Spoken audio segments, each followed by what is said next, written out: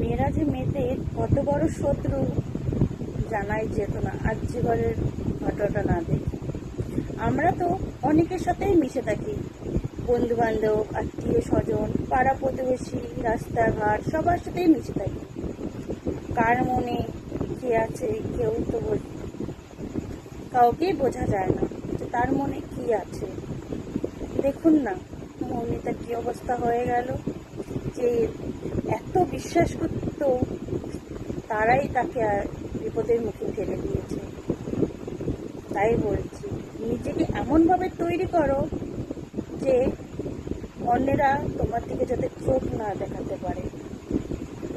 Save life, ওটাই তো। We want justice. মেয়েদের প্রতিবাদ করতেই হবে, আর মৌমিতা আর মৃত্যু প্রতিবাদ তো চাই, সবাই তাই করে।